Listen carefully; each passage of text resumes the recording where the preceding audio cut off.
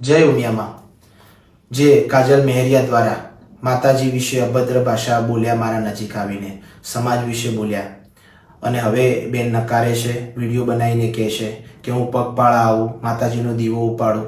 તો શું માતાજીના દીવા ઉપાડવાથી, પગપાળા આવવાથી સાબિત થઈ જાય બેન? જો એવી રીતે સાબિત જ થતું હોત તો અત્યારે કોર્ટ કચેરી ના હોત.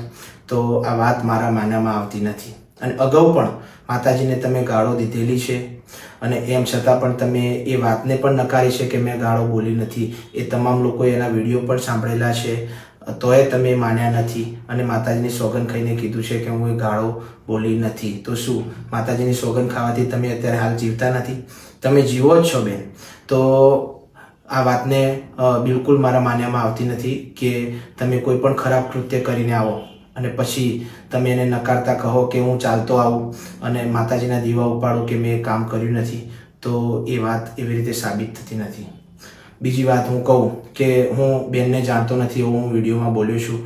તો હા, ફરી એકવાર કહું છું કે હું એમને જાણતો નથી. કેમ કે ઘણા બધા મિત્રો મારી જોડે ગાવા આવતા હોય, બેન કલાકારો પણ મારી જોડે ગાવા આવતા હોય છે. તો એ ગઈ અને પછી એમના ઘર તરફ કે કોઈ પણ જગ્યાએ એમને જવાનું હોય ત્યાં જતા હોય છે. પછી અમારો કોઈ કોન્ટેક્ટ હોતો નથી. જાણવું, ઓળખવું એનો મતલબ એવો થાય કે આપણે કોઈના ઘરે જઈએ, ચા પાણી નાસ્તો કરતા હોઈએ, જમતા હોઈએ, કોઈને પર્સનલી ઓળખતા હોઈએ, આપણા વાર તહેવારે એમને બોલાવતા હોઈએ, એનો મતલબ ઓળખવું થતું હોય છે. તો અમે ક્યારેય એમના ઘરે ગયા નથી કે એ મારા ઘરે આવ્યા નથી. બીજી વાત, બેન એવું કહે છે કે તમે તમારા લગ્નની પત્રિકા મને મોકલાવેલી. તો એ વાત પણ હું જણાવવા માગું છું કે મારા મેનેજમેન્ટ ગ્રુપને મેં 200 પત્રિકાઓ આપેલી કે આપણા લાગતા વળગતા કલાકારો, ભાઈઓ બહેનો, આપણા આર્ટિસ્ટોને તમે પહોંચાડજો. તો એ હું કહેવા માગું છું કે તમને મેરેજ પત્રિકા મળી હોત અને આપણો જો એવો કોઈ સંબંધ હોત, આપણે ઓળખતા હોત એકબીજાને, પારિવારિક સંબંધ હોત, તો તમે મારા ઘરે આવેલા હોત, મારા મેરેજમાં પણ આવેલા હોત. તો તમે મારા ઘરે આવેલા નથી બેન, મારા મેરેજમાં પણ આવેલા નથી બેન. તો આ વાત પણ બિલકુલ સાબિત થાય છે કે હું તમને ઓળખતો નથી. પછી તમે કહો છો કે બર્થડે પાર્ટીમાં મને બોલાવેલી. તો એ વિશે પણ હું કહેવા માગું છું કે એ બર્થડે પાર્ટી એ સરપ્રાઈઝ હતી મારા માટે. મને આંખે પાટા બાંધીને મારા અમદાવાદના મિત્ર સર્કલ દ્વારા એ બર્થડે પાર્ટીનું આયોજન કરવામાં આવેલું. તો મને જ ખબર નથી કે એમાં કોણ મહેમાનોને બોલાવેલા અને કોને નહીં. તો મારા માટે એ પણ સરપ્રાઈઝ હતી. એટલે એમાં તમે આવેલા, પણ એ આયોજન મારા દ્વારા કરવામાં આવેલું નહોતું બેન. અને તમે ફરી એકવાર એ વિડીયોમાં એવું કહો છો કે તમે તમારું કરો ને મને મારું કરવા દો. તો બેન, હું આજ સુધી કોઈને નડ્યો નથી. હું મા ઉમિયાનો ભગત છું. હું કોઈને નડવા પણ માગતો નથી બેન.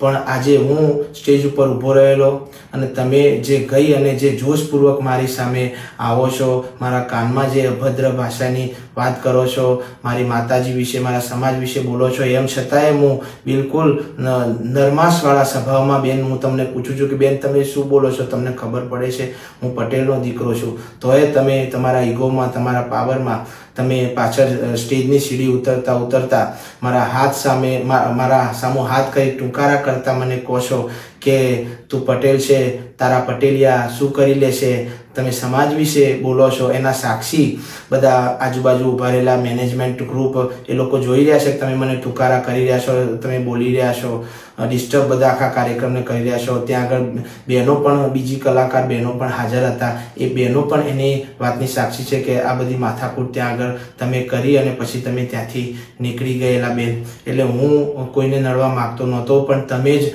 આ રીતે મારી જોડે અને સમાજ વિશે બોલી અને ખરાબ અપમાન મારું કરેલું, સમાજનું પણ અપમાન કરેલું છે બેન. અને તમે પછી એવું કહો છો કે તમે જીવો, મને શાંતિથી જીવવા દો. અમારો સમાજ, અમે બધા શાંતિથી જીવવા દેવાવાળા છીએ. અમે કોઈને હેરાન કરવાવાળા નથી. અમે બધાને સપોર્ટ કરવાવાળા છીએ બેન. અને તમે એવું કહો છો કે મને ટાર્ગેટ કરી. તો બેન, હું તમને ક્યારે ટાર્ગેટ ના કરું. મારો સ્વભાવ એવો છે કે હું દરેકને સપોર્ટ કરતો આવ્યો છું અને મારા સ્વભાવમાં બિલકુલ ઈર્ષા ભાવના ક્યારેય કોઈ કલાકાર માટે નથી, તમારા માટે પણ નથી. તોય હું તમને કહું છું કે હું તમને ટાર્ગેટ કરી જ ના શકું, કેમ કે તમારો જોનર મારું જોનર આખું અલગ છે, તમારા ફોલોઅર્સ મારા ફોલોઅર્સ આખા અલગ છે બેન. હું માં જગદંબા ઉમિયા, માં ખોડિયાર જગદંબા, માં આદ્યશક્તિના ગરબા ગાવાવાળો એક ભગત કલાકાર છું, સમાજની ગૌરવ ગાથા ગાવાવાળો એક કલાકાર છું. અને તમારો ગાવાનું કંઈક અલગ છે, મારું ગાવાનું કંઈક અલગ છે, મારો વર્ગ અલગ છે, તમને સાંભળવાવાળો વર્ગ કંઈક અલગ છે. તો તમારી મારી કોમ્પિટિશન કોઈ જગ્યાએ થાય એવી નથી બેન.